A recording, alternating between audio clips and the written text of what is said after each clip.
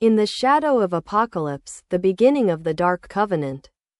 Nurse Caroline returned to the lab and Thompson with a red crystal, some photos and videos and said, "We were able to find traces of two of Zataara's dark personalities in halves. The first is Anatase, who is imprisoned in a mirror world and semi-conscious, and the second is Allura, who has been exiled and has lost all her powers.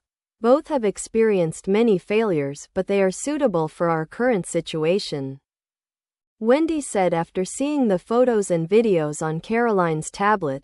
"With this information, they are challenging for the Justice League, but not enough to cause a blow. I need to talk to Lord Darkseid. When I complete the video message, we will send it to the Lord to know his decision." "Sure." Katara recorded the video message and a parademon returned to the lab via boomtube to relay the message to Apocalypse. Grayan and Granny appeared before Darkseid. Grayan said, "Lord, a message and request has arrived from Earth and Supergirl. Allow me to broadcast it to you." A hologram of Katara appeared. "Greetings, Darkseid. Lord, we have been having trouble with the chips for some time. Some possessed individuals are showing mental resistance and the chips are malfunctioning. Studies have shown that mental possession only lasts for a certain amount of time, especially when these individuals interact with ordinary people or members of the Justice League.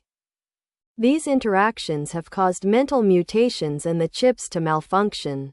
Granny said, "I was also reported to this, Lord. I had a bad experience. Both through that Halo girl and the young Justice Leaguers." Lord stared intently at the hologram image and fell silent.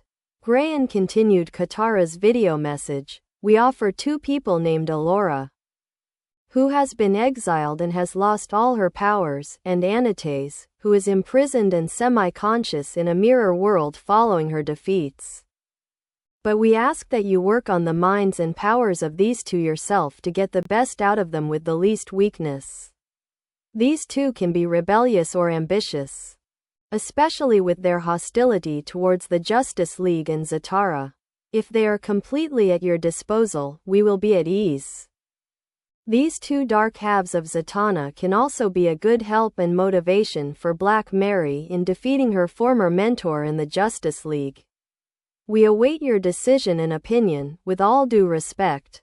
Katara, Supergirl." The Lord fell silent, looking at the horizon with a thoughtful expression. Grevin and the grandmother waited in silence for him to speak. After a long silence, Darkseid was still staring at the horizon, silent and motionless.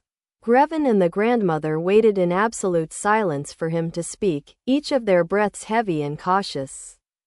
Finally, Darkseid turned his head slightly towards them and said in a quiet but heavy voice, "Power is pure when born of defeat. Both Anatase and Allura were defeated, but they still carry his shadow with them. If these shadows are to become weapons, they must be reshaped, not by repair, but by purification." There was no movement in his hands or body. Only the corner of his mouth lifted slightly, a rare sign of satisfaction or thought. He took a step toward the stone bed, quiet and silent, as if the ground beneath his feet were silently respecting him. "I will split their minds. I will pull Anatase out of the mirror, but without her memories. I will bring back Allura, but I will erase her pride and her thoughts. Both must be reborn, in a form that will be loyal only to me." He fixed his gaze directly on Grion. "Tell Black Mary that if she wants to destroy her mentor, she must cross his shadow. These two are tools. If they want to be more than tools, they will be broken." Then he made a curt gesture to the grandmother. "You watch over Anatase. Grion, take Allura to the lab. They will be ready in 3 days. If they fail, the paradoxes will take their place." A heavy silence, almost tangible, filled the room. There was no movement, no loud breathing or extraneous sound. Even the shadows around him seemed to be motionless in fear. Darkseid slowly walked towards the darkness and said, only in the new age, only one will remain, and that will be mine.